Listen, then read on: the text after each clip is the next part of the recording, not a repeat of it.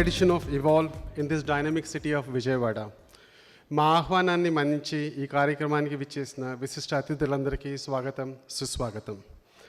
I'm Prashant, your host for the evening, and it's my absolute pleasure to be hosting the 10th edition of Evolve, which has continued to grow and evolve since its inception in 2014. We are thrilled to be back in Vijayawada, a city symbolic of growth, driven by a robust state policy, focus on traditional sectors like agro-processing and textiles, and growing emphasis on generating employment. Andhra Pradesh, especially the Krishna-Godavari Delta region, is also called as the rice bowl of India. The MSME sector here is a key component for the local economy and contributing to Andhra Pradesh's larger economic vision for growth and job creation. Conceptualized in 2014, Evolve began as a multi-city knowledge series aimed at equipping our MSME partners with the right knowledge and means critical to upscaling their business. It is also aimed at giving them the competitive edge when it came to curated banking solutions. Over the last few years, we have successfully reached out to more than 1,200 customers and spread across more than 50 cities, and we are delighted to share our commitment to this segment continues with our 10th edition. The micro, small and medium enterprises segment has, over the last decade or so, seen tremendous growth and has cemented its position as a strong contributor towards India's $1 trillion economy. As this also sets the context to today's session on MSMEs powering the $10 trillion economy. Our journey over the last few years has been an interesting one and has helped to shape our thoughts and blueprint for the MSME segment. As we continue to reach out to MSMEs across various cities, we are also proud of the legacy we've been trying to create along with our partners. Our dedication to the MSME sector is driven by valuable insights we have gathered over the past many years. Axis Bank's focus on MSME business is by continuously innovating to deliver top-tier banking services. I would now like to invite Mr. Nuti Chakravarti, Executive Vice President, RBV South, to set the context for the evening. Nuti sir, please welcome and share your valuable thoughts. Hi, good evening, ladies and gentlemen. Thank you very much for making it here. It's a pleasure that all of you are here for the 10th edition of Evolve.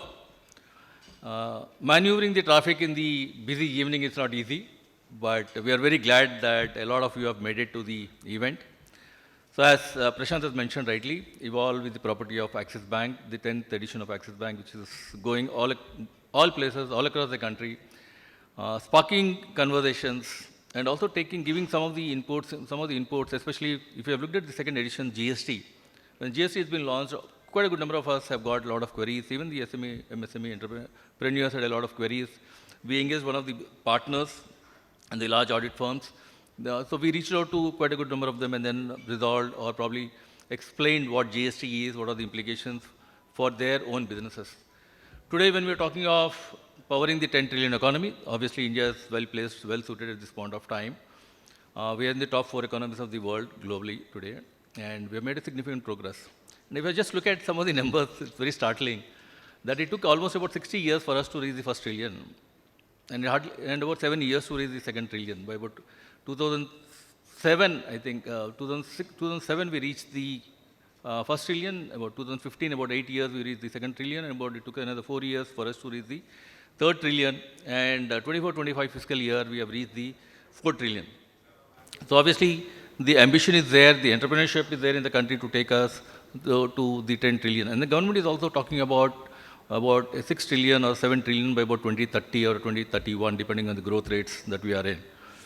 And MSMEs form the backbone to a larger extent significantly. Today, with about more than 6 crores of MSMEs all across the country, there's a huge potential. And they contribute to about 30% of the GDP of the country today. They contribute about 12% of the exports. And they contribute in terms of employment, about 23 crores of employment is provided by the MSMEs. So significant contribution coming from the MSMEs. I think the entrepreneurship from the MSME community is extremely strong in the country. And that's where I think it's powering the growth of the economy. And I think during the period of time, I think the turbulence and post-COVID, People also have understood, I think a large number of the population have understood how to navigate tough times. Let me also tell you about, I think, how as an Axis Bank we are positioned to support, to take this forward. But at the same time, I think we should also look at what the government is also doing. Government is also taking a lot of steps to usher in growth, and also taking a lot of steps in terms of Make in India or a Made in India, or in terms of the Stand Up India, or in terms of various other initiatives, Atmanirbhar Bharat, various initiatives that the government has taken, is also supporting or propelling the economy. And when we look at the kind of measures that the government is consistently taking, whether during COVID times or post-COVID times, and more so after the demonetization. Actually, the formalization, I think if I look at, and some of the times I relate this to it, the formalization of the economy started post-demonetization. That was the time when digitalization has started. And digitalization has actually changed the landscape of how do we do banking, how do we do transactions, how do we receive the money or pay the money. And obviously, the government has also created a lot of digital public infrastructure, whether in terms of the JAM Trinity, Jan Dhan Aadhaar Mobile. Today, we have got almost about 135 to 140 crores of Aadhaar cards issued, other identities issued to the population. Almost 54 crores of Jan Dhan accounts got opened, or probably we have more mobile phones in the country than the population in the country. So the JAM Trinity, the digital stack that got created, with that, I think the seamless integration or seamless authentication of the transactions, or the KYC of the customers, or the e-KYC of the customers, has facilitated the ease of transaction, the ease of doing business. This is actually helping us. And the other infrastructure also that the government has created, for example, UPI, or probably the ONDC, if I look at. And today, UPI last month has done about 20 billion transactions, with almost about 25 lakh crores. And not only this, in the last budget we have seen, the government has categorized, has probably revised the turnover limits for the MSMEs, micro, small and medium enterprises. It moved to almost about 10 crores for micro, 100 crores for medium, small, and about 500 crores for the medium enterprises. So, given that, I think it's also important that as a bank, we understand the MSME business very well. And this is one of the focus segments for us. So we've been handling this business for a longer period of time. Today, our mobile app, just to tell you about for a minute, that our mobile app is one of the best apps, which is rated at 4.8 on the Android, at 4.7 on the 4.8 on the iOS, and 4.7 on the Android. Not only Indian in the domestic circuit, but also internationally, this app is rated as one of the best apps. So what we can do as a bank is, probably we can provide the digital solutions, more importantly. Not only this, a suite of products that to all the SMEs. One is the personal banking in terms of Burgundy or the Burgundy Private. In one of the AV, you have seen that Burgundy Private is the unique proposition that the bank has got. So we invite the large, very HNI, ultra HNI customers to the Burgundy Private proposition. The Burgundy proposition is equally a compelling proposition, giving you all the requirements that can come for your personal banking requirements. Apart from that, what we also can do is we have the Neo for corporate and Neo for business. So these are the digital solutions which are provided, which are well equipped to cater your requirements. And any integration that can be done, it's just putting a pipe and then integrating with your system in a seamless manner. And Neo for corporates, I think, is especially for the SMEs, MSMEs, and also for the Neo for business, is very seamless integration, and whatever software, whatever package you have got, we can integrate with that particular package. So that helps the SMEs to digitally adopt, enable, and also do the ease and convenience of doing businesses. Because as we progress, I think it's also important for the SMEs, MSMEs to be digitally differentiating themselves in the market, and also make their transactions as seamless, and leave the banking job to the bankers. So to that extent, I think we are in a position to provide those facilitations. Apart from that, I think we've also seen a lot of startups and the entrepreneurs who are having the urge to have their own startups. So we have a startup toolkit, starting from the current account, and the salary account, the personal savings accounts, the corporate account, and the tech solution that we can provide to the corporates is enabling the startups. And more importantly, what we can also do is, because of the strong Forex experience that the bank has got, and being a thought leader in some of those initiatives, What we can also do is we quite frequently facilitate these transactions or getting the compliance in order or probably getting the approval from the RBI, we can facilitate as a banking partner for you. So these are the advantages that the bank has got. So our request would be that as we know, we understand the MSMEs better. We have been with the MSMEs for a longer period of time. And more importantly, I can only say that because being a part of the bank for a longer period of time, we stood with the MSMEs in the good and tough times. And I personally have seen, because I worked in Bombay, I worked in Delhi, I worked in Baroda, I worked in Hyderabad, I worked in multiple places all across the country, in Nariman Point, in Thane, all across the country, except east, in larger places.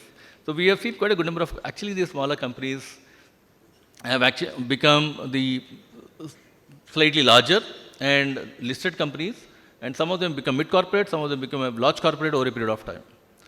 So the transition of a smaller company becoming a larger company, probably the bank would stand in the, during these times.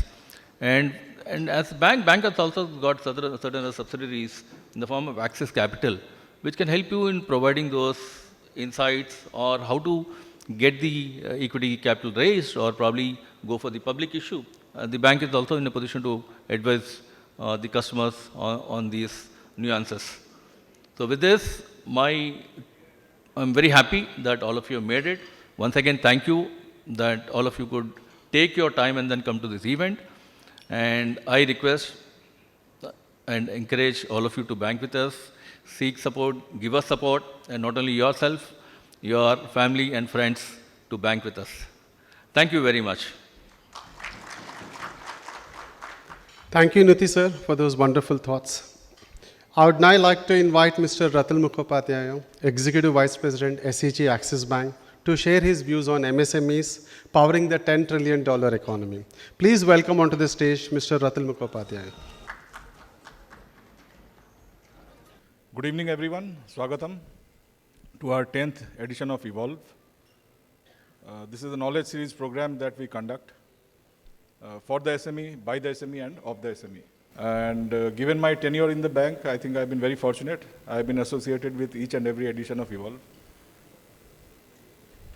So earlier we used to have, I still remember 2014, 2015, as Nuti sir mentioned, we used to have specific subjects on which we had eminent speakers who used to come and address the team or the gathering. But we have made a minor change in the format from previous year, where we invite customers. And after me, I think Priyabrat will conduct a fireside chat. So we hear you, and it's very easy for others to relate to that.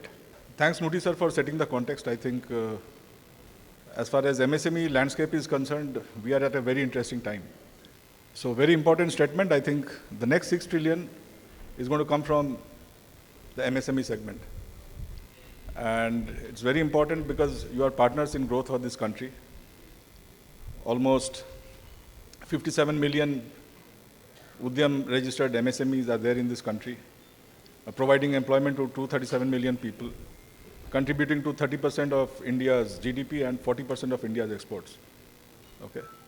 So a very important segment. And where do we go from here? I think we have reached 4 trillion and the target is 10 trillion economy by 2032. We are on the course to becoming the third largest economy in the country.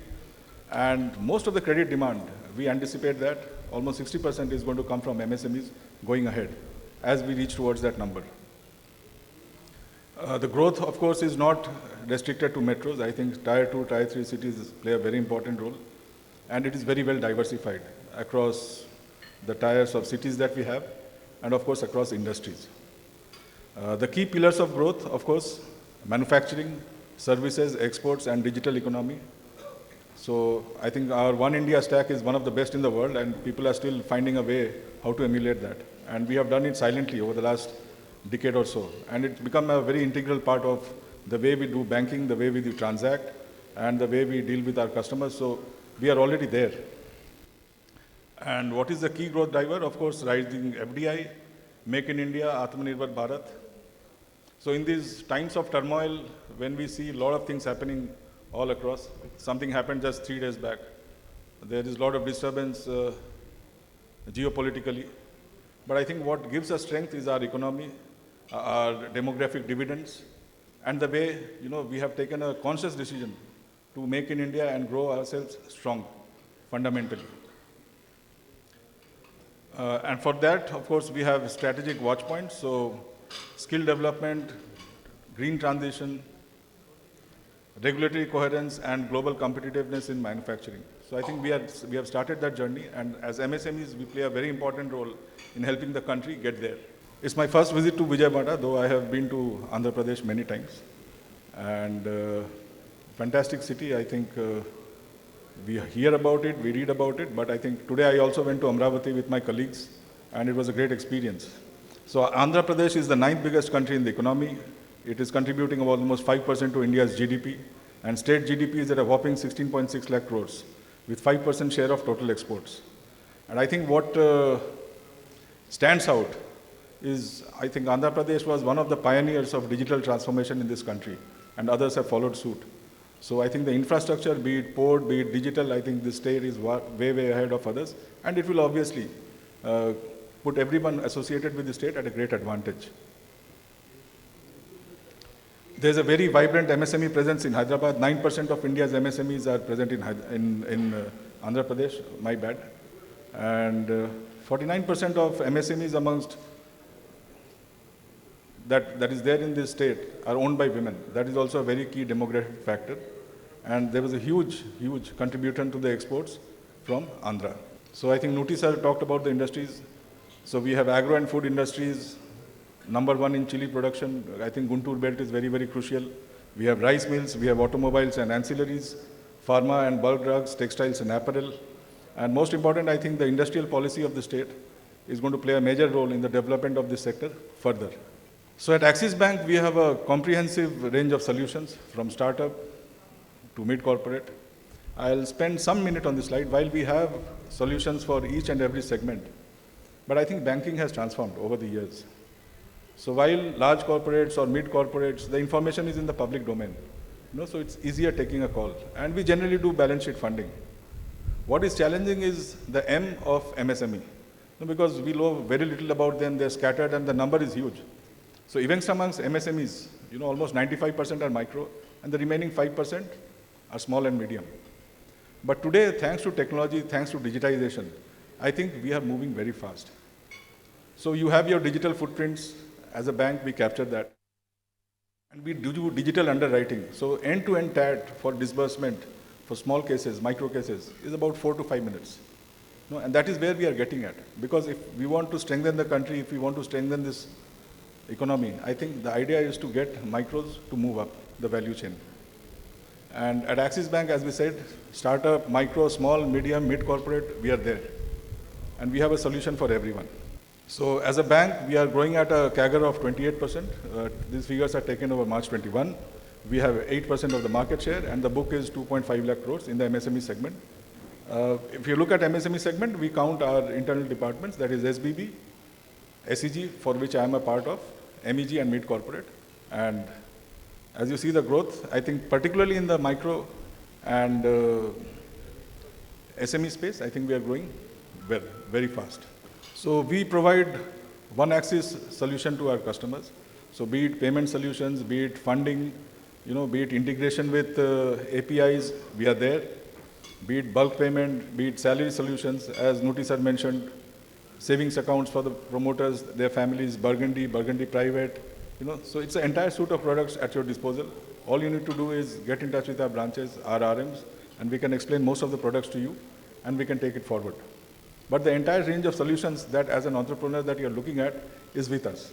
And as Nuti sir said, leave the banking to the bankers. So that is the idea, and that is where we are getting at. So I'll spend some time on Neo also. Those of you who are there with the bank for some time, you have used our corporate internet banking. So Neo is one step over that, and we have just launched it recently. We have revamped it. It comes with a lot of features, and not only about transactional banking, but trade, forex, everything can be done seamlessly through Neo. It's almost there, and we have launched it. You can visit our website. There's a demo also, and you can also do a test demo by downloading the app on your Android or iPhone, and just go through its features. And of course, since we have recently revamped and launched it, Any feedback, any suggestion, please feel free to contact your RMs and share your feedback. So if there is any improvement or any changes that required, we'll definitely include that. And finally, coming to Burgundy Private, so there are a lot of private bankers, but the best part about Burgundy Private, which is our most premium offering, and it is all about wealth management and private banking, backed by a strong and stable bank like Axis Bank. So we provide a whole lot of services, portfolio advisory, trust and estate planning, and this is absolutely by invitation. So I invite all of you to be a part of Burgundy Private.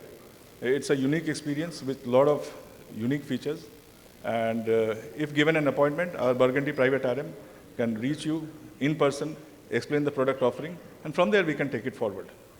So closer home at local, so we have 30 branches in Vijayawada, 3 CBG centers, 13 ATMs, and about 219 employees. So while you may be coming across an RM or a center head, but the team is much bigger than that.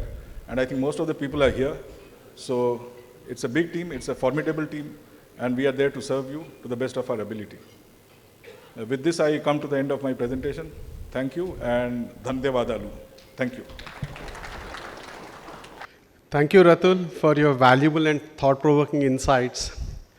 A dynamic market outlook can have a lasting impact on businesses, and we understand that. We also understand how critical it then becomes for business owners to stay abreast of how the market is performing and, more importantly, how it can impact them.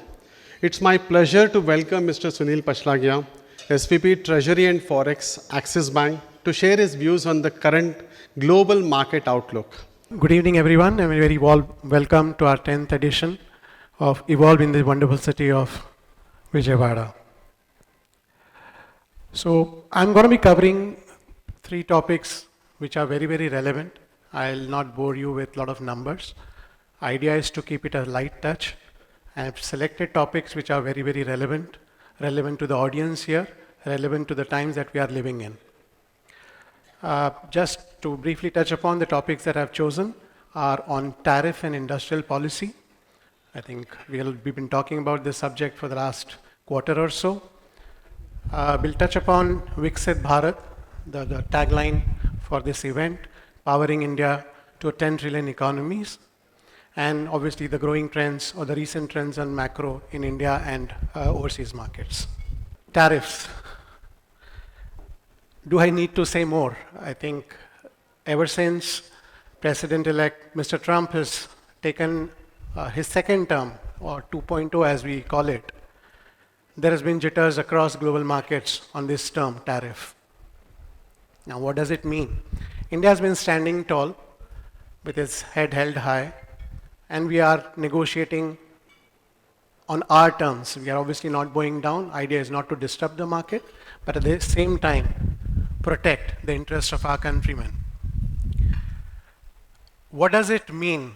Yes, for the time, for a shorter time, there is some pain, there is some disturbance in the growth that we have witnessed, and it could be transitory, and I personally believe so.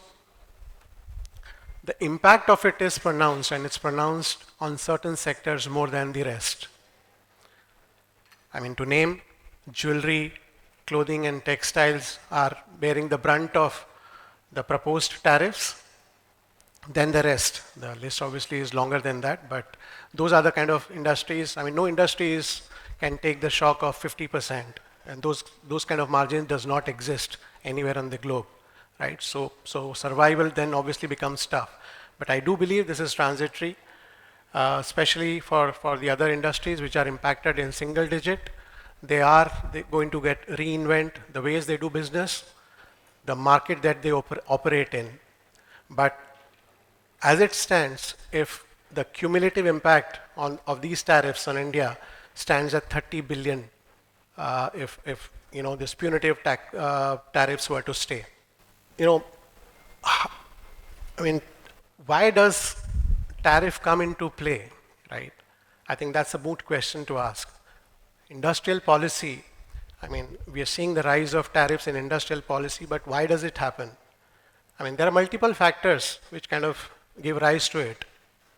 Rising inequality, slowdown in growth.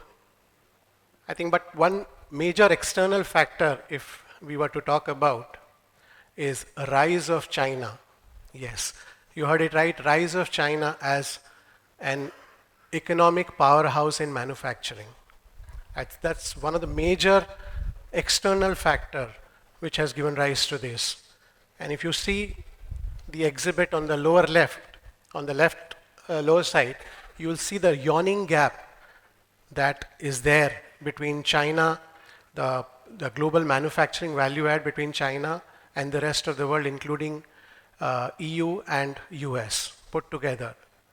But there's an interesting trend if you see there, and that's emerging after COVID, and that's more because of China plus one strategy. It was one-way street all the way till 2020, right? Obviously, COVID has taught certain lessons to all the economies that they need to kind of diversify their supply chain, and which is why that China plus one and some tapering down of that graph or the worm that you see here.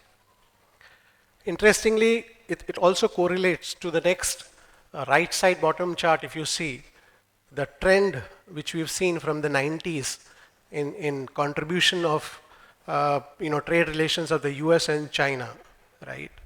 The burgundy graph that you see here, it's progressively declined, and the gray graph, which represents China's dominance from 90s, has gone up, and it's become significant to the extent that no major economies can think of their supply chain without China being there at the forefront. I think interesting stat is also mentioned here in terms of the industrial policy in the total commercial government policies, which was 8% or thereabout 15 years back, and today it kind of stands at staggering 38%.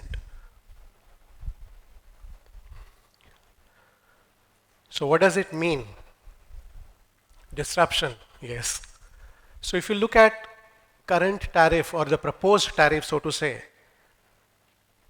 it is at the highest level that we've seen in the 95 years. If you look at the history of tariff, I think way back in 1930, the US president back then kind of announced some tariffs on some 20,000 items which were imported in the US. Obviously, it kind of created a lot of hue and cry in the markets then. The growth slowed down significantly.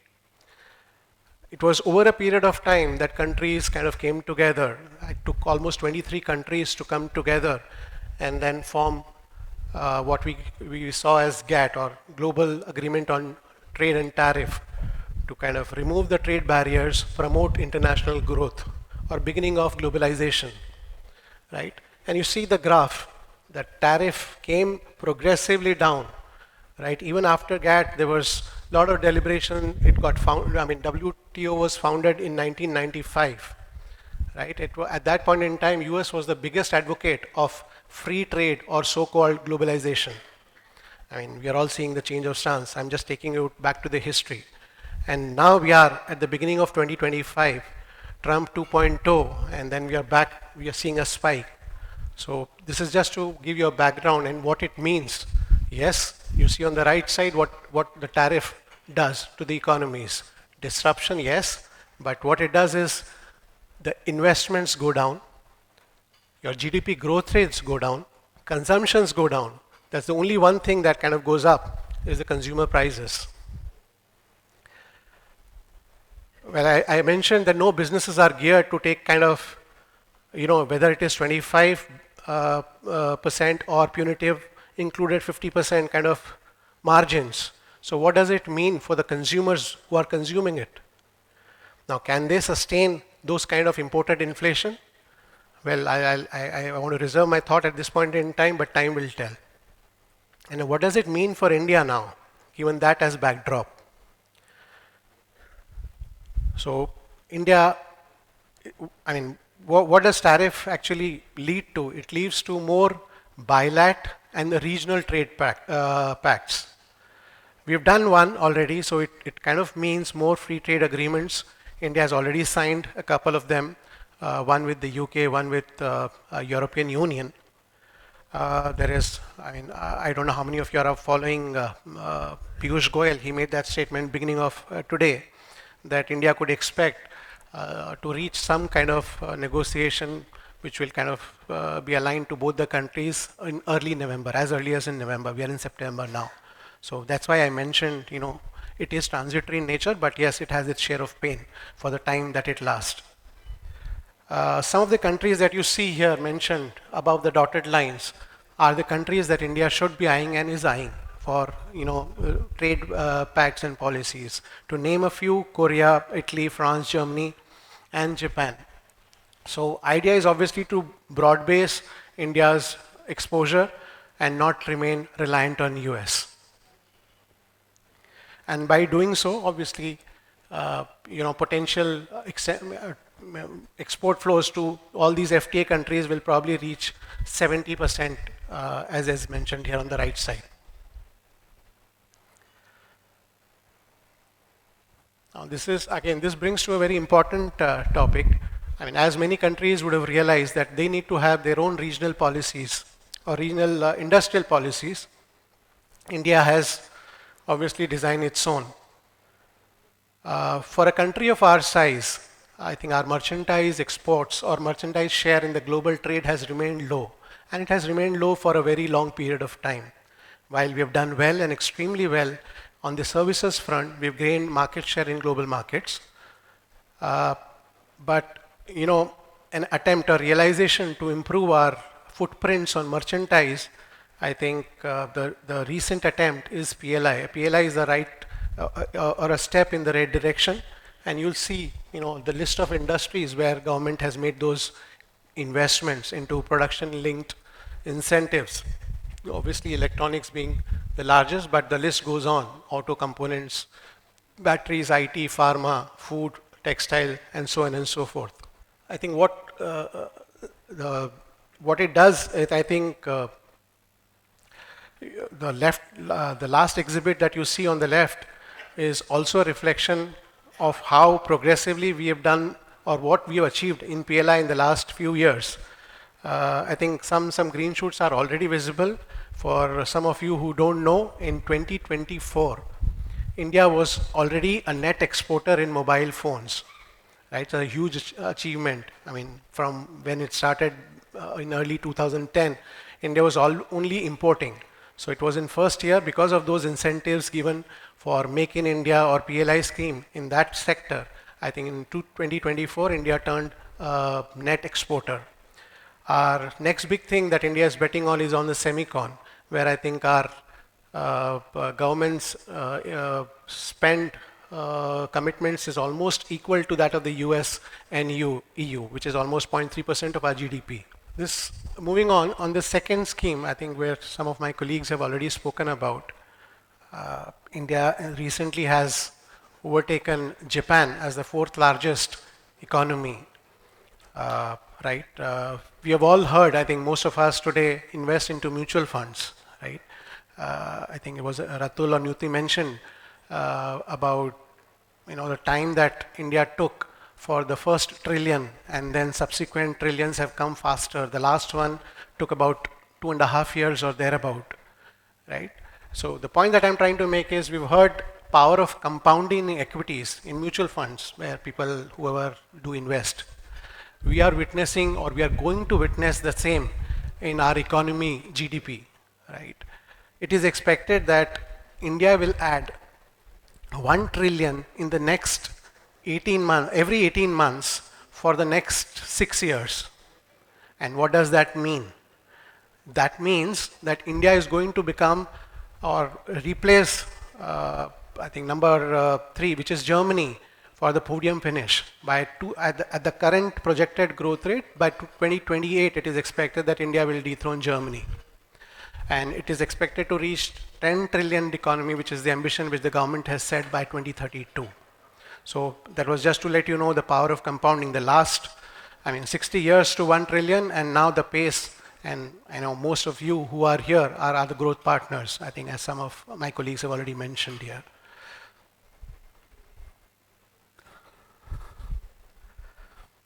These are some of the drivers which is going to take India to the next level.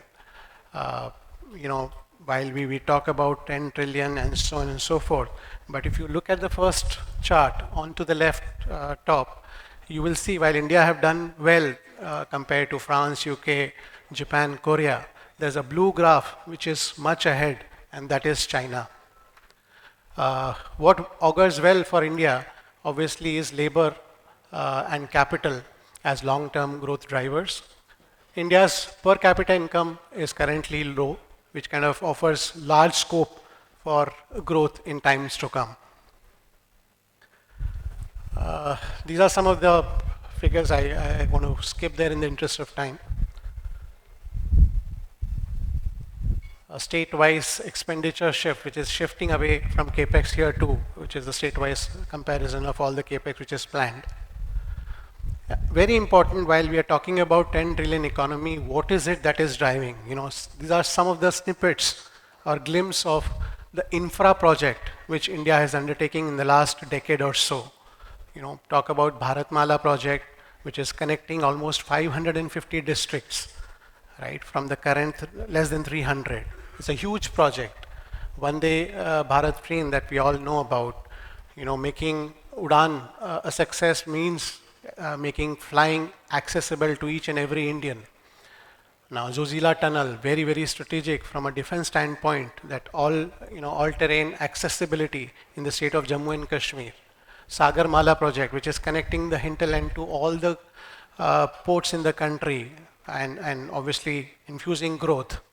You know, and power projects, nuclear power projects for civil use, so on and so forth. These are some of the large projects. These are not small by any means or by any stretch of imagination, but it's just to glimpse what is driving the growth, what is driving the capex in the country. Likewise, you know, these are digital infra projects. Some of them have already been spoken about by my colleagues earlier, but you know, this is very good to know some of the digital assets of India. You talk about digital locker, you talk about UPI, which has already gotten accepted, the acceptance in some European nations, in Middle East, and in South Asian countries. You talk about Ayushman Bharat, you talk about Startup India, which is promoting entrepreneurship and supporting startup through incentives, fundings, and mentoring programs of the Government of India. Yeah, I think this is very, very interesting chart. If you see the first one, right, 2012, what was India's data consumption compared to the rest of the world?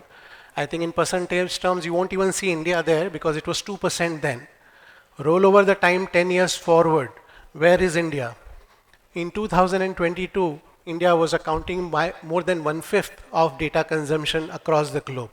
That's how steep has been the progress of India in data consumption. Major factor, if you see on the right side, cost of internet in all the large economies, India is amongst the lowest. That's one factor which is driving the digital adoption in the country. Somebody also mentioned about our digital offering, which is Neo. Obviously, the idea is to let you know the cost of physical transaction, which is way too high or prohibitively high. But if you move to online channels, it's not only about ease, but even the cost kind of comes down. I'm sorry.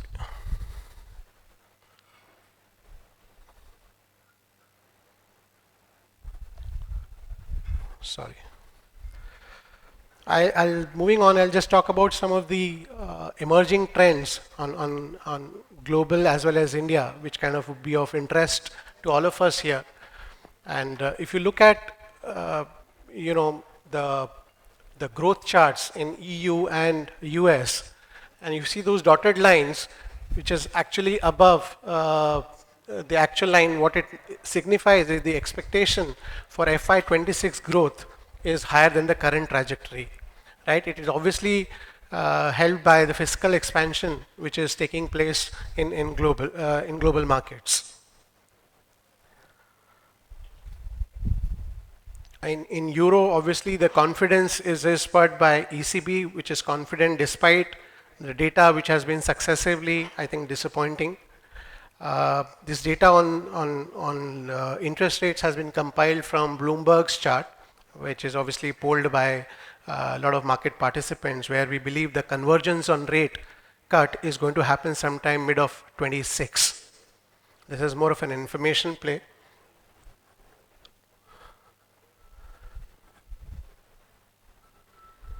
Yeah, on China, it is facing fiscal headwinds, where deflation remains the key challenge, right? If you see the chart, which is a sloping downward, you'll realize that over the last decade or so, their tax collection as a percentage of GDP has been falling, right? So Chinese credit is obviously mainly driven by their government. So they need to still arrest their growth rate. They've been struggling to kind of maintain the growth rate which they enjoyed more than 10 years back. I think that brings us to a very important one, and I'm sure most of you would be interested to know this chart on dollar rupee kind of impacts most people here in this room. A lot of people any which ways have come and asked me on the recent spike or depreciation on dollar rupee. I don't know why does it surprise people. If you look at, I mean, this is only 4 years. Ideally, I would want to go back to 10 years or 15 years. But there is a flat lining that you'll see for 3 years almost, 22 almost to beginning of 25, right? So what does it say? I mean, essentially, it is only saying that dollar rupee as a currency pair will reflect fundamentals sooner than later, right? So I think as Ratul also mentioned, that we want all of you to kind of concentrate on your businesses and leave the currency management to us. But in a nutshell, I just want to let you know what we've depreciated 3% on a YTD basis this year. For those of you who don't know, we kind of hit an all-time low yesterday.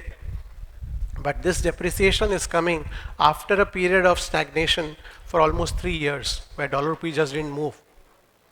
While yes, some of it is predominantly on what is happening around in the world. As I said, disruption induced by tariffs and so on and so forth. But at the same time, it is also doing a catch-up, which essentially is a factor of only 2 things, which is interest rate differential and inflation differential between the US and India. So net-net, sooner or later, dollar rupee should reflect fundamentals, and which is what it is doing. And from a guidance perspective, our house view is that there'll be some negative bias on dollar rupee for the time being, with between 87 to 89 as the range.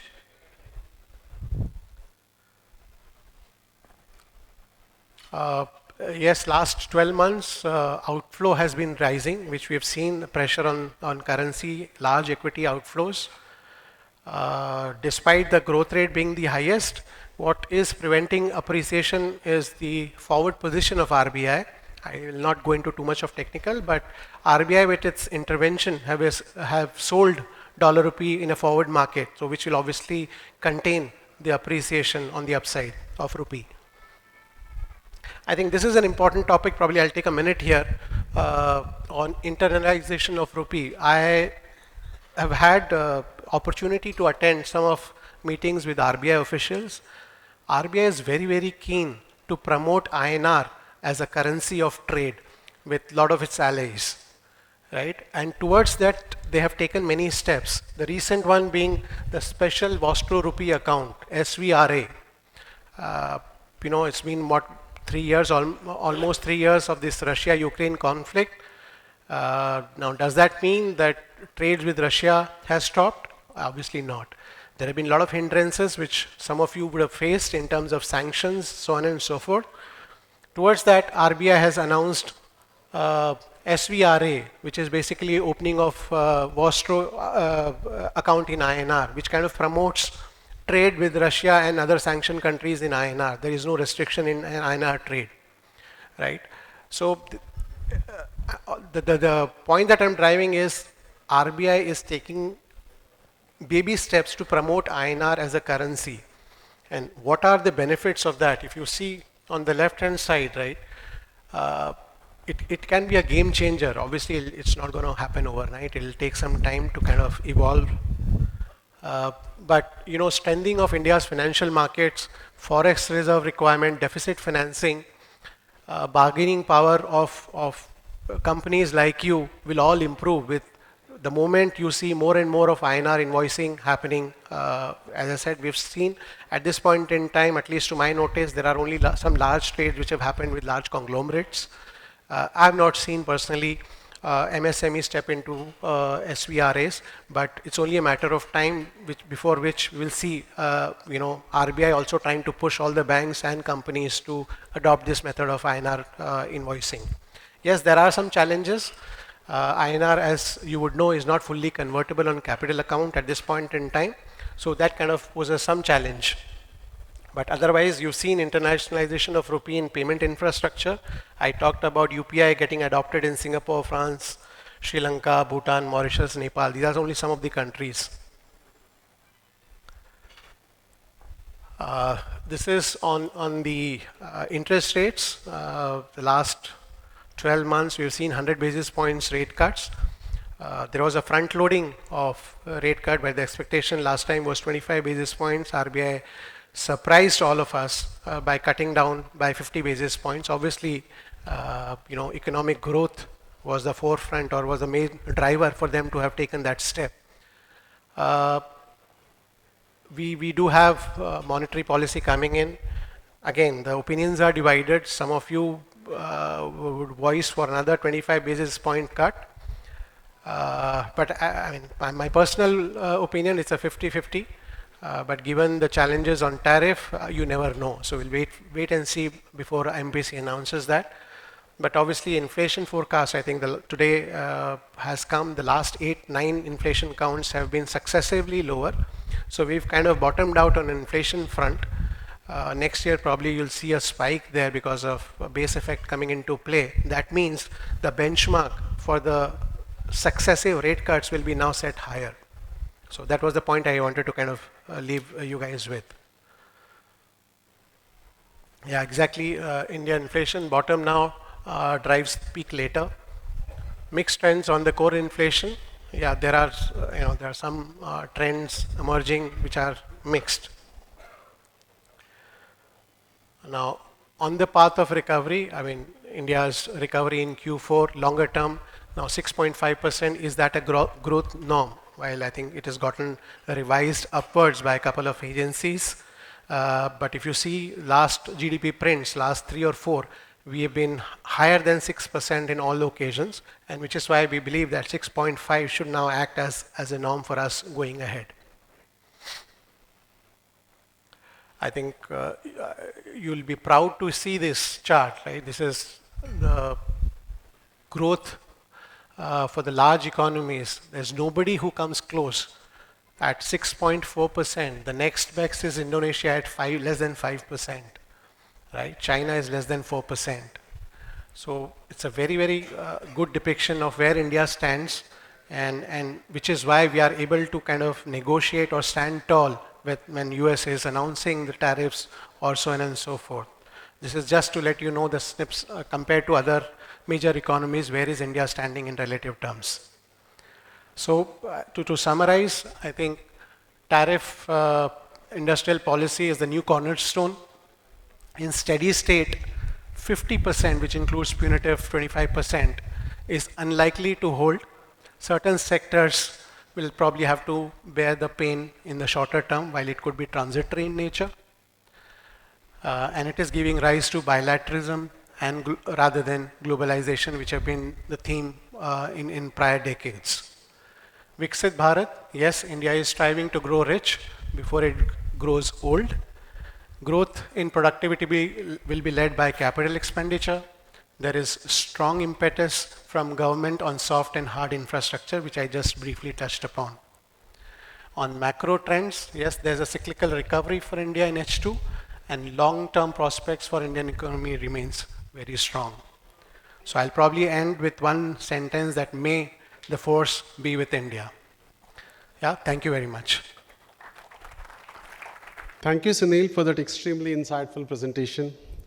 MSMEs have gradually evolved into becoming a backbone of the Indian economy, contributing not only to the GDP, but also to the large-scale employment and regional development.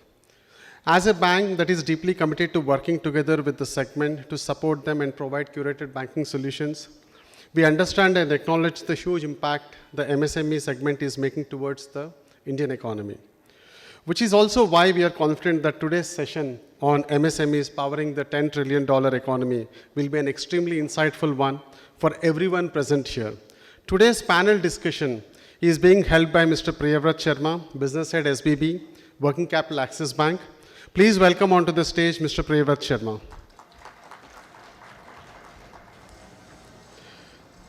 In conversation with Priyavrat, we have Mr. Fanikumar Samineni, Mr. Narendranath Chebrolu, and Mr. Sujit Elamanchili. Our first panelist will be Mr. Fanikumar Samineni. He is the Executive Director of Sri Anantalakshmi Spinning Mills Private Limited and partner at Sri Anantalakshmi Textiles. His strength lies in his entrepreneurship skills, imports and exports, leadership, sales and marketing, cotton textiles, strategic planning, data warehousing, and business intelligence, among other things. Thank you, sir. And our second panelist will be Mr. Narendranath Chebrolu. He is the founder of Alliance One Industries Private Limited, Delta Technology and Management Services Private Limited. Under the leadership of Mr. Narendranath, Alliance One Industries has played a pivotal role in advancing agronomy and exports, strengthening India's presence in global agricultural trade. Mr. Narendranath promoted Delta Technology in 2007 and has successfully extended its vision in the dynamic field of information systems with presence in Hyderabad, Mumbai, UAE, and of course the United States of America. Mr. Narendranath has also given distinguished services to industry, commerce, exports, and farmer welfare as a Vice President of the Tobacco Board in 1994 and later, as the President of the Indian Tobacco Association from 2002 to 2006. In the memory of his father, Chebrolu Hanmaya, he was also a founding member of an old age home offering dignity and care to the elderly. With a passion to promote education, he also established an Institute of Pharmaceutical Sciences. Both initiatives run entirely on a non-profit basis. Additionally, he has also taken many steps through CSR initiatives to uplift livelihood of below poverty people in nearby villages through upgrading drinking water, sanitation and educational facilities. Thank you, Narendranath Garu. And of course, our third panelist will be Mr. Sujit Elamanchili, Secretary, Chelapathy Educational Society, a former corporate IT consultant, now fully dedicated to educational advancement. His career is centered on leveraging his industry experience to empower students for future-ready skills. In his roles with the Chelapathy Educational Society, he worked to modernize curriculum and connect students directly with the technologies and competencies demanded by the global markets, ensuring that they are prepared to excel professionally. Thanks, Mr. Sujit. So we extend a warm welcome to all our panelists. We truly hope that today's session will be able to answer any and all questions that you may have. So Priyavrat, over to you now. Thank you. Thank you very much. So good evening, ladies and gentlemen. It's actually a big privilege and honor for me to welcome the three stalwarts of this region onto the stage for having their views, their valuable views on various aspects of our business, which I think all of us, especially the August gathering that we have here, is eagerly waiting to hear. So thank you, gentlemen. Thanks for your time. It's really an honor to have you all. So I'll start with you, Mr. Samineni.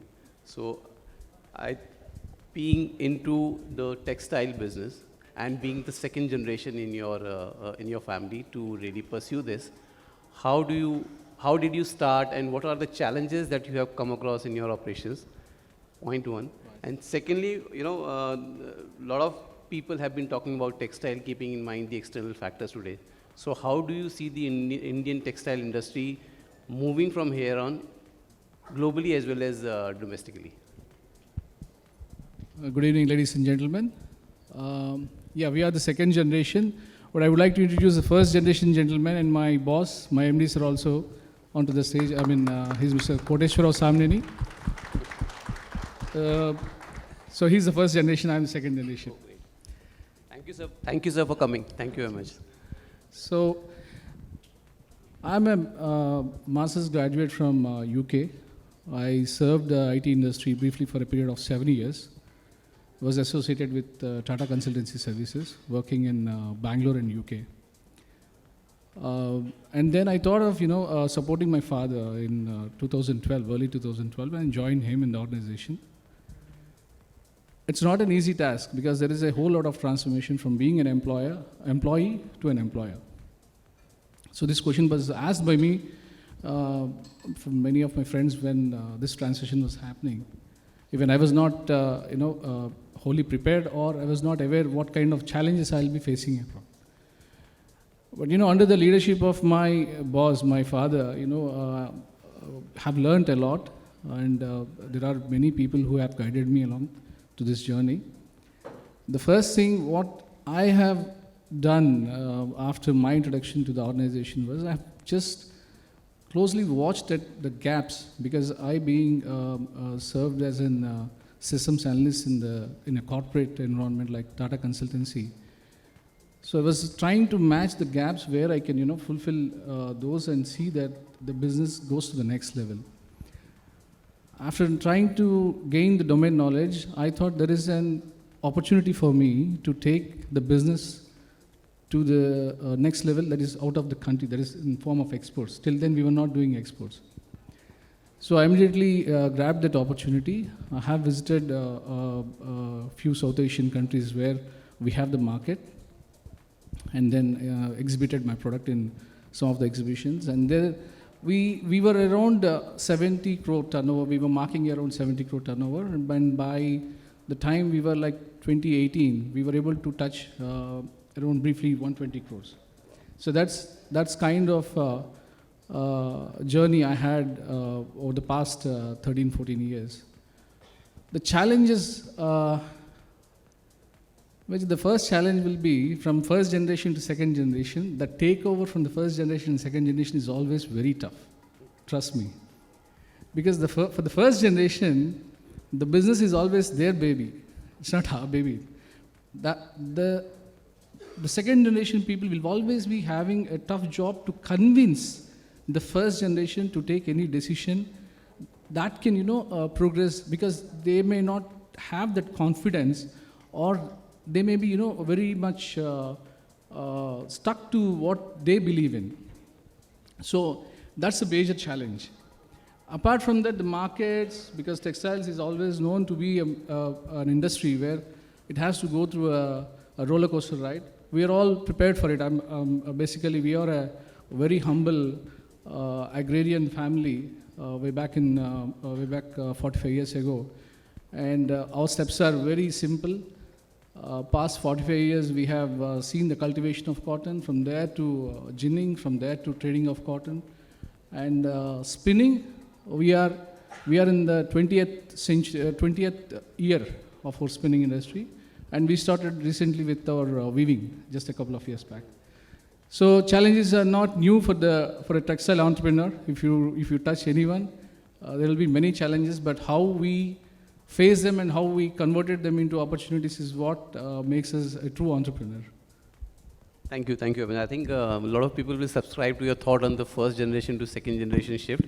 But I think that's the Indian tradition also, and the right way of also handing over business to the next generation, I think. And as you rightly said, that's the baby for the first generation, so obviously they have to be more tender and careful while handing over the responsibility. Coming to you, Mr. Jeblulu. It's been, we saw the AV, it's been an exciting journey. So just take us through your journey.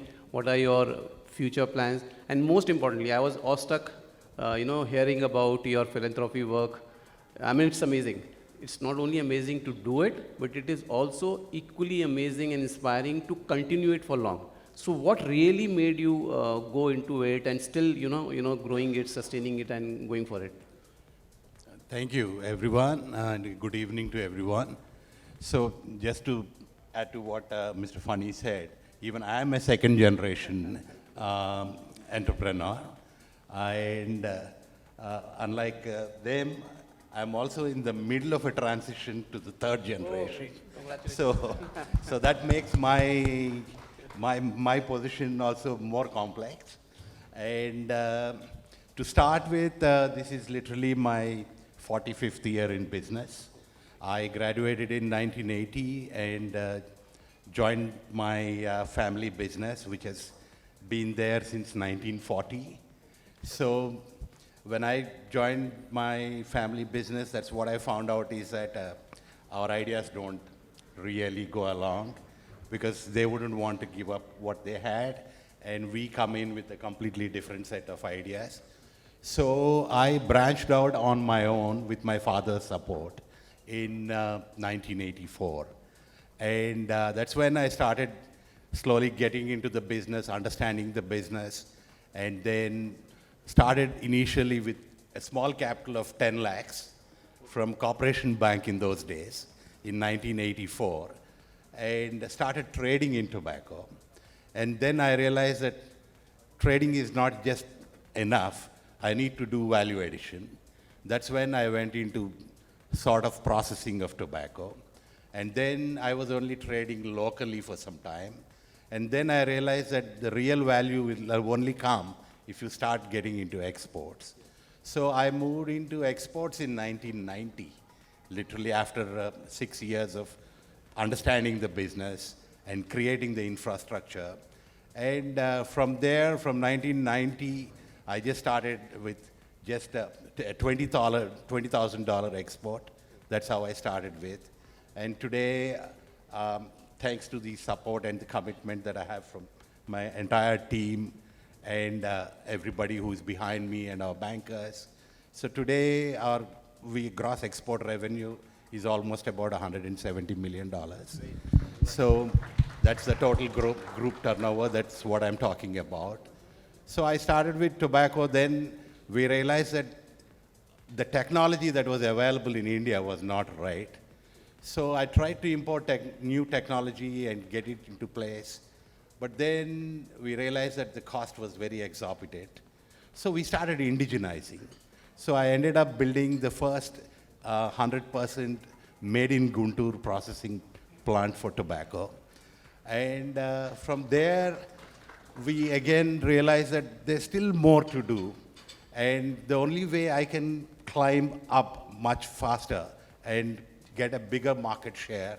So then I started looking around and I scouted for partners. And then I entered into a joint venture with an American company, which had a bigger market base all over the world. So that's how my journey continued. And this is my 27th year with an international company, having a successful partnership. So then again, as time flew, we realized that we are not in the right commodity, tobacco, because there was so much of negativism coming into tobacco.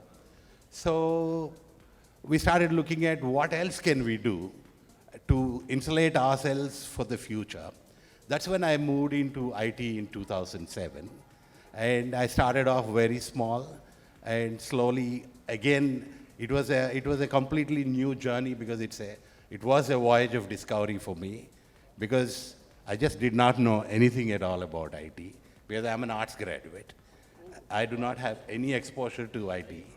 So again, I had to literally go through the whole process of understanding the business, understanding people, and so I started off with just about 10 people in 2007. And today, we have almost over 1,500 people working for us across all the different centers that we were talking about. So this is how my journey continued on the business and entrepreneurial side. So then coming to your other question about what drives you on the social work and things like that. So reality is that the nature of the businesses that we are in, especially in Guntur and Krishna districts, these are the districts where the most primary important commodities that you can trade with or do business with is agri-commodities. So we started moving in, and we have a very good direct relationship with farmers. Even today, we have almost about 15,000 farmers who grow tobacco for us under integrated production models where we use good agricultural practices and things like that. So as we went in there, we saw that there was so much of a requirement to develop software. So we started off with very simple software to track and trace agri-products. So we ended up developing our own products called grower management systems and inventory management systems and farmer accounting systems. So this is how I started my journey on getting into a relationship with farmers and all that. So that literally, again, slowly started off with the government also talking about CSR. And then most of our international buyers are again very conscious of where they're buying their raw materials from. So they need that literally a stamp that there's no child labor being used, there is no labor being underpaid, are they getting minimum wages, are the conditions, the sanitation conditions right in the villages where you're procuring your raw material from. So that's where the journey started off for us on starting off with basic social work. And this, as we continued, then various other things came up because my father was also in politics for quite a long time. And the family had a history of always trying to be closer to the grassroots and the people where we come from. And that's how these ideas about an old age home started.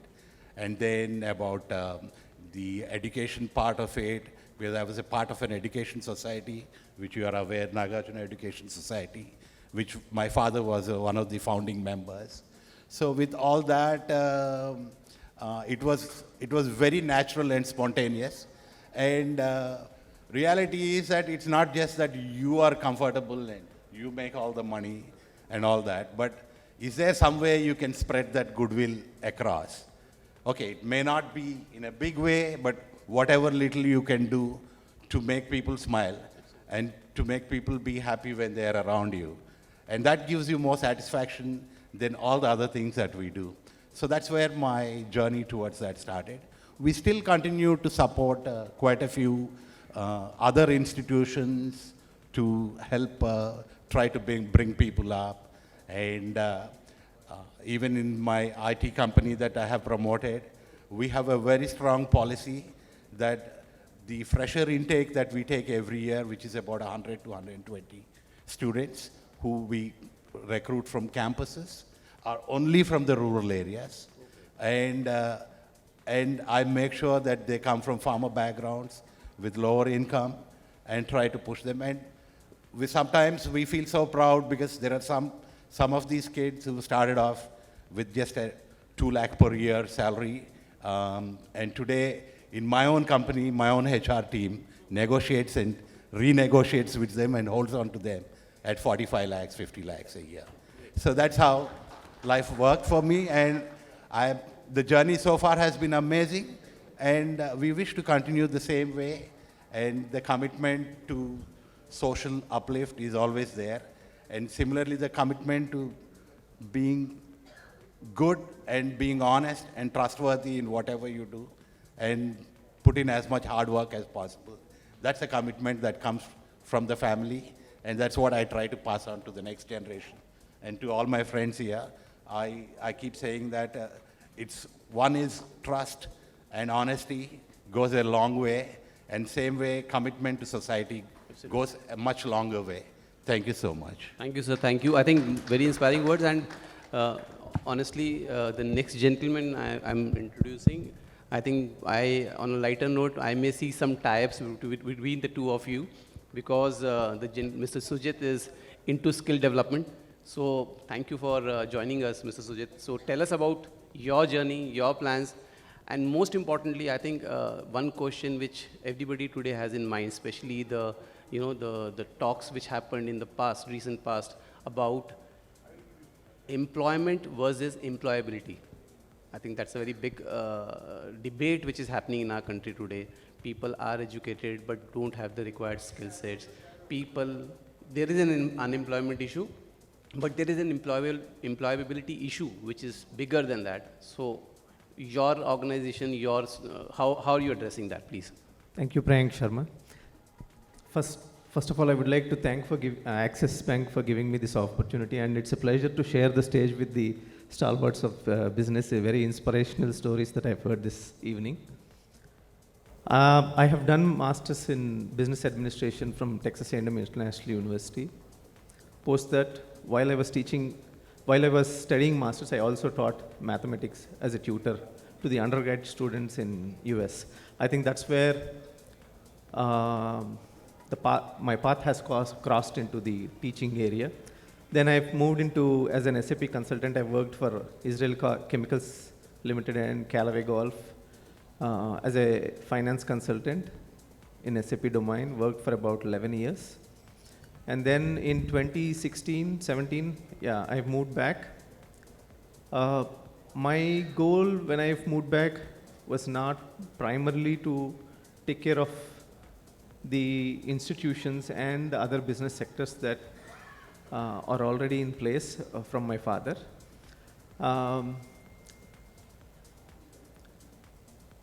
But with many entrepreneurial ideas, I have walked back here.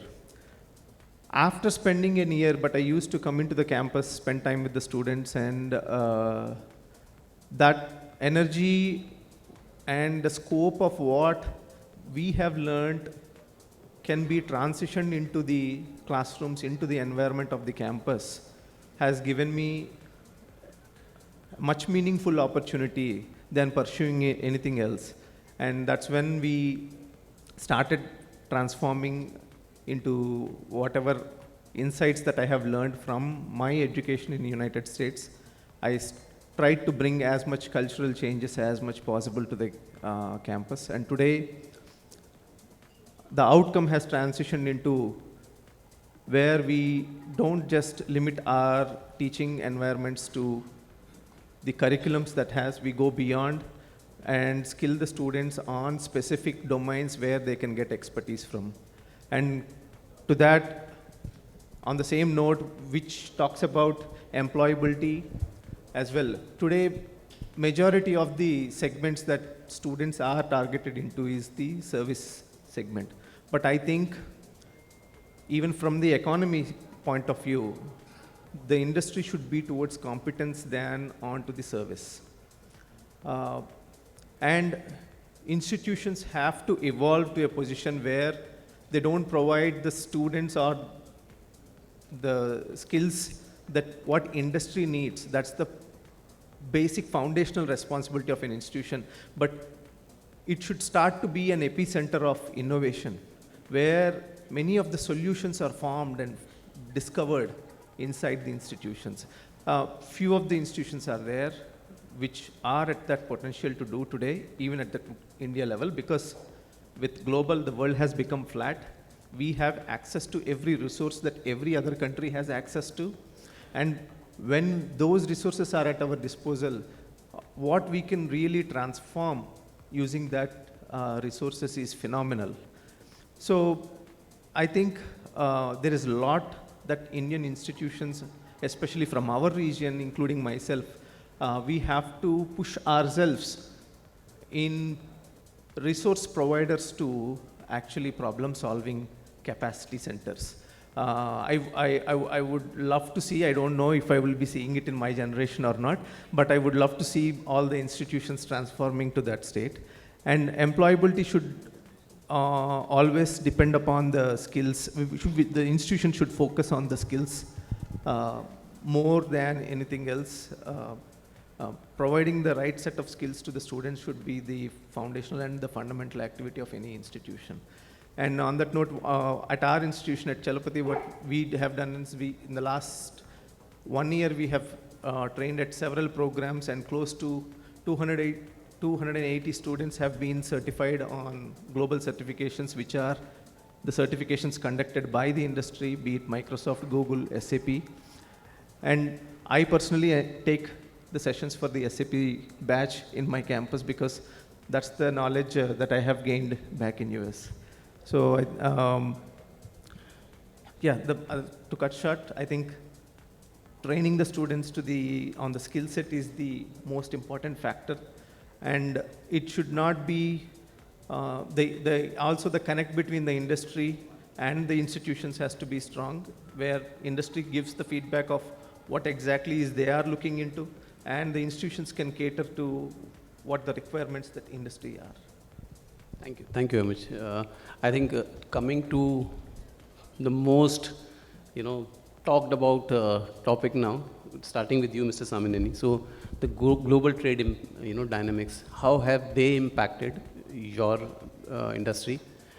And I'll add to that, and I'm tempted to add to that. One is, we see the tariffs of 50% on India compared to this tariffs on other Southeast Asian countries, which are also textile oriented, like Bangladesh, Vietnam, Sri Lanka, Pakistan. So are we at a losing and disadvantage to them, and do you see impact of that on our on our textile exports? And has the government done enough now, keeping in mind the tariffs? See, I would like to revisit a few of the slides what Mr. Sunil has displayed in the previous session. Textiles is the major hit because of the tariffs. That is undoubtedly, we have it on the figures, that is like 17%, which is huge, which is next to the jewelry. Now, textiles, where are we? First of all, where are we? Where India is with respect to the global market. We are 6th largest exporter of textile products we are catering to the world. I don't think 6th place is a very good place, because we are almost down to the chart. And with whom we are competing with? We are competing with countries like Bangladesh, Vietnam, Sri Lanka, so on and so forth. These countries are having a special category status at United Nations, wherein the products that are being produced in these countries have zero duties to many other countries. That's the reason why they have a very good access to those countries. Now, when we are competing with countries where their products doesn't have any import duties, vis-a-vis us, who are being, at least minimum 7%, it's like we are competing like 7% of our margin is down, which is highly impossible. Now, the tariffs, 50% on textile products from the US, is something which is a direct, hit to the industry. We have been seeing that for the past 40 days. We have seen majority of the prices, even the cotton prices have tumbled down. Now we are not having orders, whether it is yarn or the fabric. The order pipeline is almost like empty. What the government has taken, what steps they have taken to negotiate the current circumstances. The Indian government has immediately withdrawn the import duty on cotton, which is 11%. Let me take back to where we are with respect to the cotton in the global world. We have the advantage of cotton. We are the largest cotton producer next to the US. We have surpassed China some good 4 years back. But unfortunately, because we are not on the same page with the global prices, our cotton has been very expensive, and we are not able to offer the products at a cheaper price to the world. As long as the import duties were not there on the cotton, we were able to compete with the global markets, and we were able to cater our products to the world. Now, that decision was taken earlier this month, by the government of India, withdrawing the taxes on cotton. Withdrawing the taxes on polyester is also one of the decision that's been taken by the government of India to see that the effect of reciprocal tariffs is not that much onto the industry. Well, on a larger perspective, this may be a temporary phenomenon. Many people are being, saying that this is the end of the road. No, nothing like that. This gives an opportunity for us to explore the markets. Now, we have been executing FTAs over the past 6 months. We have done very well with respect to the UK or the Dubai or some parts of European Union, and we are on the first tranche with Australia is also signed. We are in negotiations with many other countries. Now, this is the right time wherein the US is imposing duties on us, and it is giving an indication to us like if we have to look for other markets. So this is a very good opportunity for us to see that at least 40 countries we have to execute some good trade agreements. So on a long run, this will benefit us.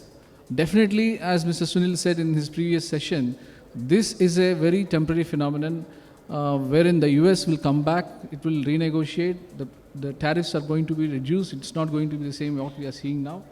As well as we have to see that we have to drive towards sustainability, wherein the abroad market, the export markets, what they are demanding, as Mr. Narendra said, the consumers are looking for sustainable products.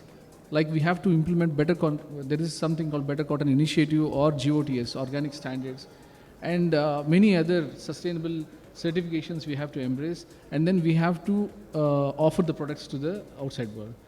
So again, I reiterate, it's not going to be a very long term. This reciprocal tariffs will not sustain for a long term. On a longer term, it is very good for India because the government of India has introduced 3 schemes, which is one is PLI, Production Linked Incentive, that will strengthen our infrastructure, textile infrastructure, followed by the PM Mitra scheme, wherein PM Mitra will generate a lot of textile parks, larger textile parks, which are in the span of 1,000 acres. So we are in the phase of developing the infrastructure that can enable us to cater quality products to the world. So on a larger prospect, on a longer run, I see there will be no stopping for India because we are right now at about below 4% of the entire textile market cap in the world. I think anything that is 2%, 3% will have a significant impact on India's economy as well.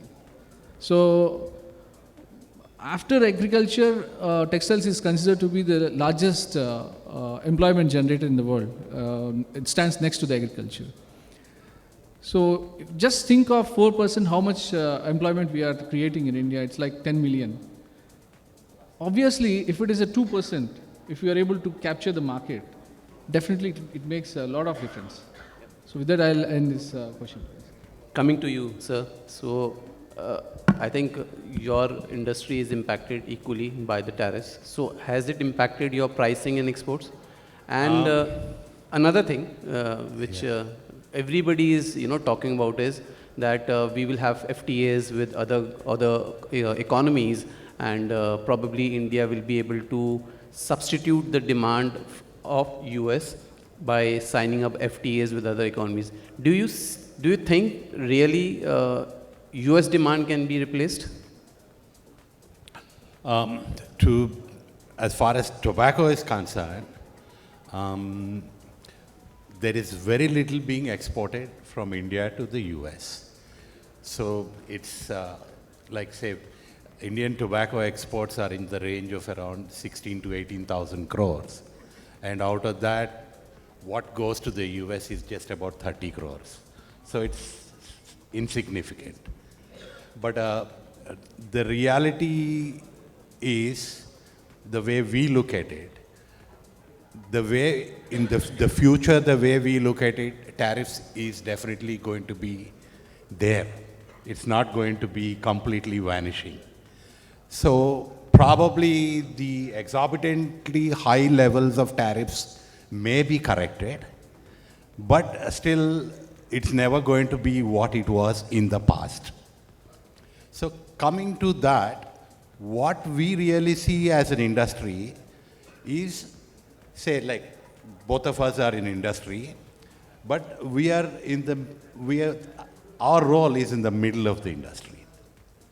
So, but who's really going to get affected by tariffs? Ultimately, it's the first producer, which is the farmer in agri-products, because what will happen is, based on a backward correction of what my sale price is, I'm going to pass that back to the raw material supplier, which is the farmer. So the way we look at it from the industry is, what the government has done until now is not enough. What initiatives are coming in from the government need to be like how tariffs are reciprocal. Based on the tariffs, the incentives given to the converters or the exporters should be reciprocal. It cannot be that, okay, I just do 11% reduction on import of cotton, or I give you a 2% discount on GST. It does not work out when you're talking about a 50% hike in tariffs. It's not practical. So what we think is that it should be a team effort between the industry, between the government, between the bankers, everybody. Probably you cannot charge 8.2% anymore. Probably you need to come down to 4%. Probably tax levels should need to come down. Probably incentives need to go up. Because protectionism is going to be the way of life for future for every country. Because every country wants to definitely protect whatever it can to either its consumer or to its own industry. So considering all this, we feel that we all need to work together and see how ultimately the grassroots producer is not impacted by all this. And that we would be, as an industry, we would be the smallest players or the smallest link. It's the bigger boys like the government, the financing institutions. These are the people who need to come together and say, okay, this is what is happening in India now. So let's see what it was pre-tariff and see how we can help the industry to make sure that it is passed on to the farmers. That would be my view. And can we replace US demand with other economies, FTAs with other economies? You feel demand can be replaced? What's that? I didn't get it. So basically, with the tariffs in place, obviously the government is now looking at FTAs with other economies. So do you see that that will take care of the demand that will go down from US? No, what we that? because we never had US as a market destination. We never looked at it. But basically, the entire agri industries will have to reconfigure their markets. The way we look at it, we need to reconfigure our markets. We need to make sure that we spread our risks and not try to put everything into one basket. So that's going to be the future. But the way we look at it, it's just today US. Probably temporarily we are going to have FTAs with certain countries in the world. But then if you are not opening your doors, there's no way that you can expect the other guy to keep his doors open forever. So it's all about balances in trade. Which way is it going? So every country someday will wake up and say, hey, this is what it is. But reality is, for us as India, like how it is with China, we ourselves are some of the biggest markets in the world. And people have to treat us with respect. So ultimately, based on the balance of trade arrangements that are there, probably some countries can give us the benefit of FTA, free trade agreements and things like that.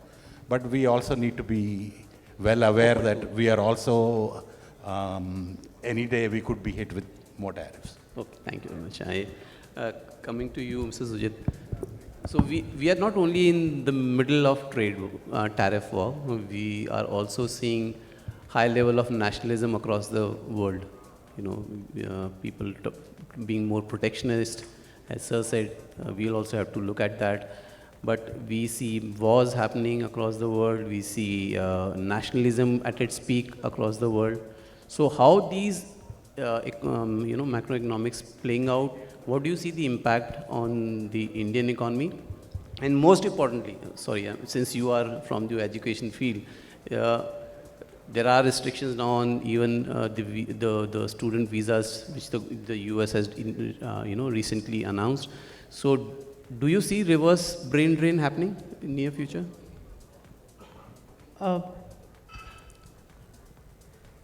Yeah, I mean, these situations have been there on and off coming into the history. If you go past history, there are times where the migration or to the US was not that high, but it has been predominantly higher in the last few years.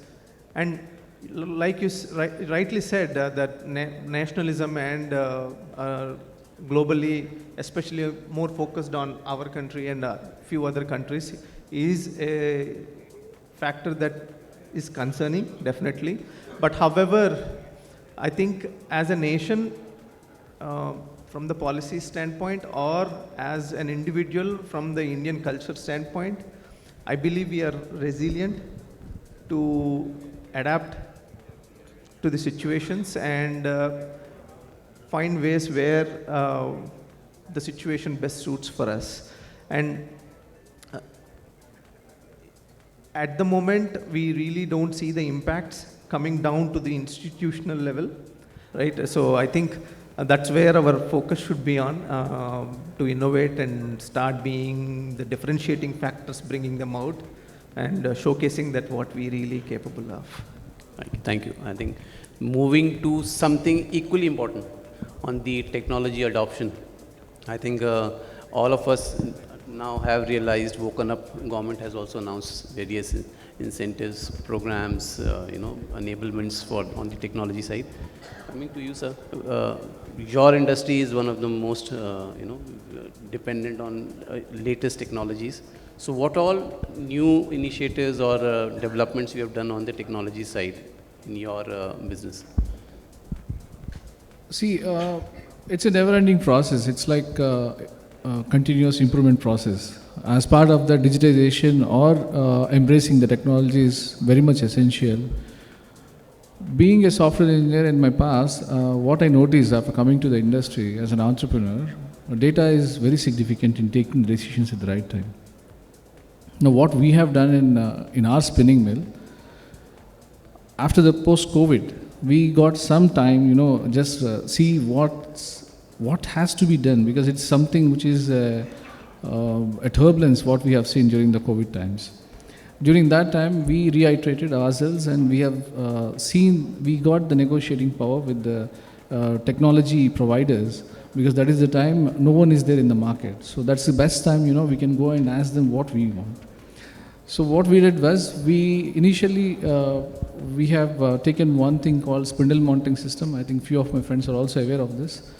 Now what this does is, it exactly monitors a spindle, where in the spinning, a spindle, the capacity of a spinning mill is calculated based on the spindles. Now this spindle monitoring system with a very basic sensors, it'll see how it is been running and why there is any problem kind of thing, whether it is a slippage, whether it is a rogue spindle or anything. By the morning, after the 3 shifts, by the morning we'll get a report. Because capacity, if you're talking about something spanning into thousands of spindles, it will be very tough for us to go and monitor each and every spindle every time. So when we get a report and it's been shared with our maintenance team or somebody, they go exactly to that spindle and they can attend it and they can fix it in no time.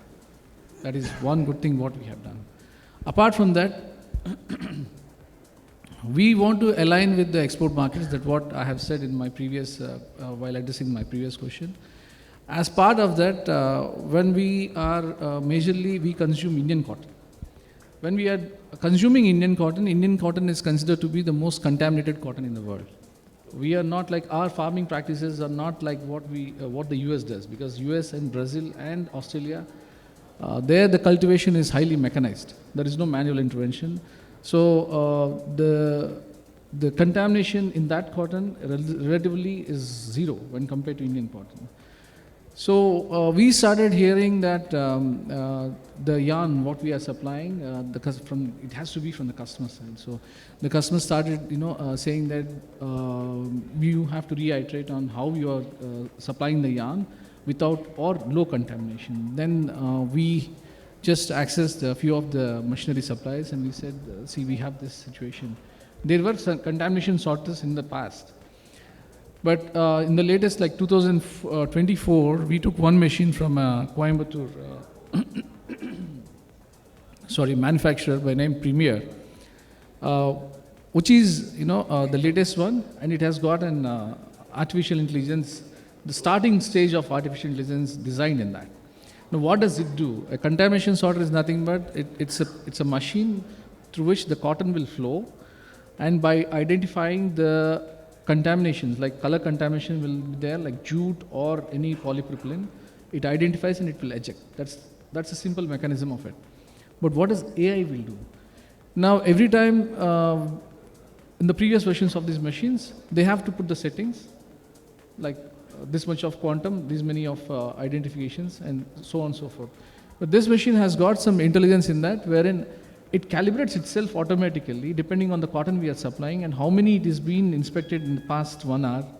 It automatically calibrates the cameras. It has got a very good thermal sensor cameras in that.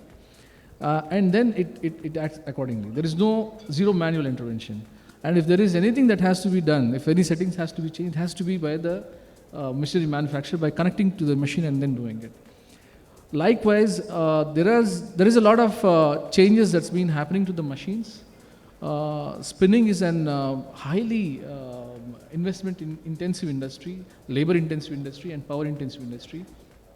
It's not so easy to change the machines as and then we like, because a machine, I always say to anyone, in spinning or in any manufacturing, if you are buying a machine, you have to be so cautious like you are marrying someone. Because you have to live with it, whether you like it or you don't like it, you have to live with it for the next 30 years. So it's been 20th year. So my machines are absolutely fine. We are, most of it, 80% are indigenous machines and 20% are from Germany or Switzerland. The next generation machines will all be interactive. They all be talking with one another. There will be very less labor that will be involved in this. There has been advancements that have been done. There are robots that are coming into picture, wherein the robots will automatically take the doff. So that is one good thing. It's going to cut down the labor by very significantly. Because it is a labor-intensive industry, you are talking about something which can cut down your labor cost by 80%. Wow. Amazing. We will be, but it is highly capital-intensive. Now, changing the machines is not an easy task. For an MSME, it is something which is desirable, but we have to be very cautious when we are taking those machines. Understood. Yeah, I think very interesting point you made on not only technology but AI. So coming to you, sir. So I think we all know that technology is important. AI is the future for us. But still, we see a lot of industries, especially within those industries, mid-sized, small-sized, still struggling to adopt new technology. What's your thought? What are the challenges you feel they face? It's the same thing. I think what Mr. Fania said is literally the same thing for every industry that we see. The future is AI. Like one of our friends from your bank was pointing out, India's share of the global export trade is just around 2%. And China is at 12.2% or 12.5%. So we need to ask ourselves why. Because they're very cost competitive and they have lifted up their quality so much compared to what it was in the past. Yep. And how did they achieve it? Robotics, AI, and minimizing human intervention especially on quality. So, whereas what we are seeing in our own industries is, industries continue to be labor intensive and availability of labor, especially in this state, is becoming very difficult. So 80% of the workforce that is there in any factory in Andhra Pradesh today is migrant labor. So this is a reality that we are facing. But then, why did that happen?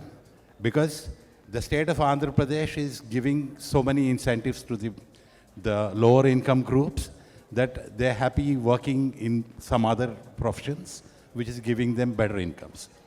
But then just imagine if the same thing starts happening in Orissa, Bihar, and the other states, then it will be the same situation for us where we are not going to have labor. So the reality now that we are all looking at is bringing in more automation, bringing in more robotics, and reducing labor counts as much as possible and improving quality, which again is capital intensive. And MSMEs definitely need to be supported by the government with special incentives to make sure that we go ahead with the technology upgradations that are required and then compete with what is happening elsewhere in the world, whether it's China or whether it's Thailand. Everybody, Vietnam is coming up in a big way. So we need the support, and it's not that the industry is asking for freebies. What the industry needs is support to maintain our share and take up our share from the 2% right up to that 12%. Because if you really look at it, demographics, India and China are the same. Okay? So then where is it going wrong? So it's like comparing again Egypt with Israel. So both of them started off at the same time. But where is one, where is the other one?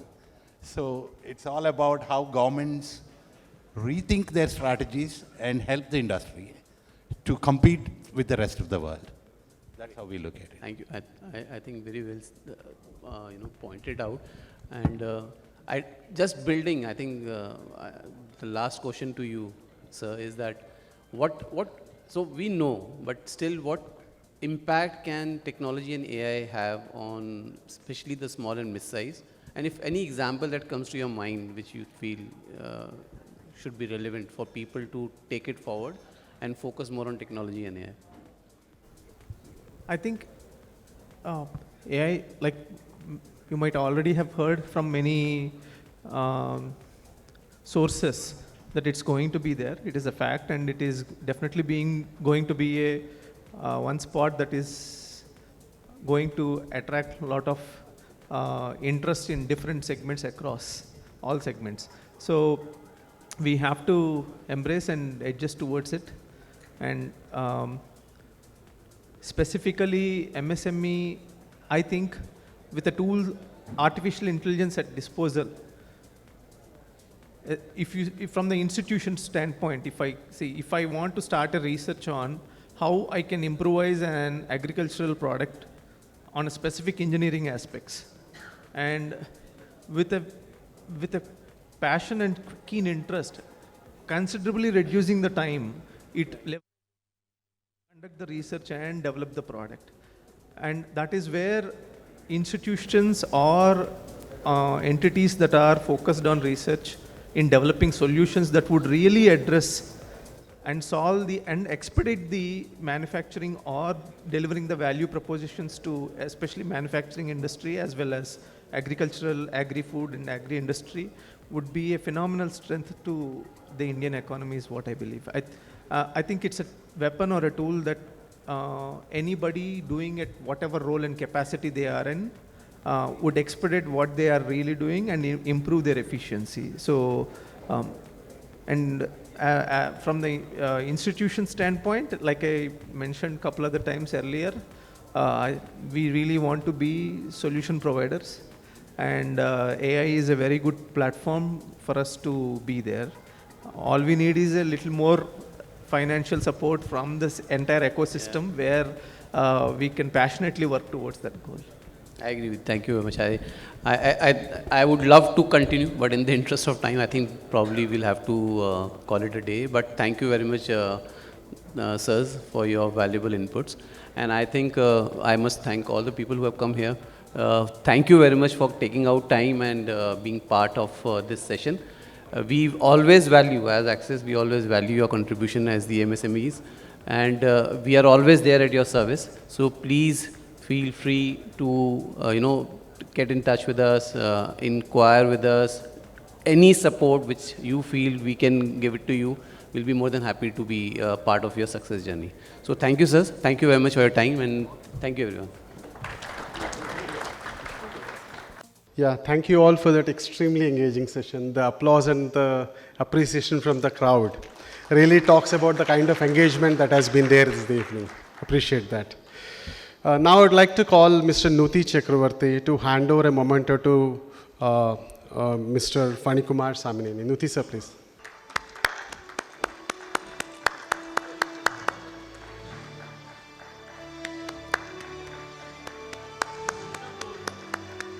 Sir, Nuti sir, I think.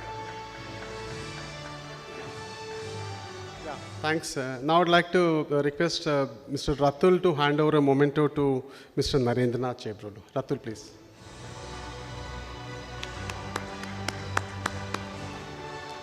Now I'd like to call upon Mr. Santosh and Mr. Riaz to please come over and hand over a memento to Mr. Sujit.